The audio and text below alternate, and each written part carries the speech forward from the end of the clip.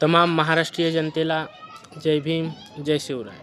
आपण 26 जानेवारीचं प्रकरण बघितलं तर नाशिकमध्ये जो नाशिकचा पालकमंत्री, हलकट पालकमंत्री आहे गिरीश महाजन यांनी आपल्या संपूर्ण भाषणामध्ये एकही वेळेस आदरणीय डॉक्टर बाबासाहेब आंबेडकरांचं नाव नाही घेतलं. हे एक निंदनीय आणि अतिशय श्लोकाधीन विचारधारा की यांनी आपल्या मनातलं आपल्या तोंडात आणून दाखवलं. म्हणजे जे त्याचे विचार आहेत, जे मनोअधिवृत्तीचे विचार गिरीश महाजनांचे आहेत, ते त्यांनी आपल्या कृत्यातून त्या ठिकाणी दाखवून आलं. आणि नंतर ते म्हणतात की हे माझ्याच्यानं चुकीच्यानं घडलं, माफी मागितली, असं काहीतरी म्हणतात. पण मी त्या गिरीश महाजनाला सांगू इच्छितो की तू कितीही बाबासाहेब आंबेडकरांचं नाव पुसण्याचा प्रयत्न केला, कितीही डॉक्टर बाबासाहेब आंबेडकरांचं नाव लपवण्याचा प्रयत्न केला, पण डॉक्टर बाबासाहेब आंबेडकर हे आमच्या रक्तात आहेत. डॉक्टर बाबासाहेब आंबेडकर हे आमच्या रक्तात आहेत आणि आमच्या रक्तातले डॉक्टर बाबासाहेब आंबेडकर तू कधीही पुसू शकशील नाही, हे या ठिकाणी मी सांगतो.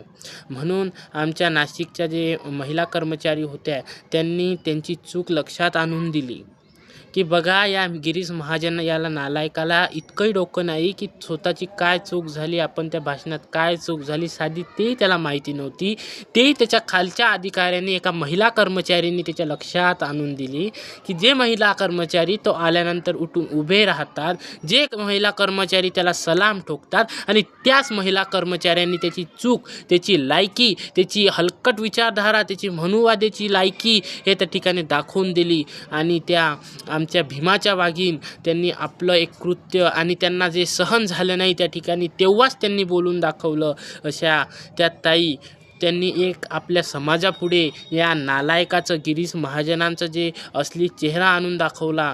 त्या ताईला खरंच माझा मानाचा जय भीम. आणि त्या ताईचा खूप आदर त्या ठिकाणी या महाराष्ट्राने केलेला आहे. आणि त्या ताईचा आदर्श घेऊन या गिरीश महाजनाला इथं कुठंही दिसला तरी त्याला या प्रश्नाचा जाब विचारा. आणि तमाम महाराष्ट्रीय जनतेला मी आव्हान करतो की या गिरीश महाजनाला कुठंही हिंडू देऊ नको. या नालायकांनी आपल्या बाबासाहेबांनी ज्या संविधान लिहिलं, भारताचं संविधान लिहिलं, या संविधानाच्या दिवशी, प्रजासत्ताच्या दिवशी प्रजेच्या हाती सत्ता आली आणि ते सत्ता देणारे माझे डॉक्टर बाबासाहेब आंबेडकर यांचं नाव त्या ठिकाणी घेतलं नाही. या नालायकाला कुठंच सोडू नका. आणि मी देवेंद्र फडणवीस साहेबांना विनंती करतो की या नालायकाचा लवकरात लवकर त्या ठिकाणी राजीनामा घ्या. सर्वांना जय भीम, जय शिवराय.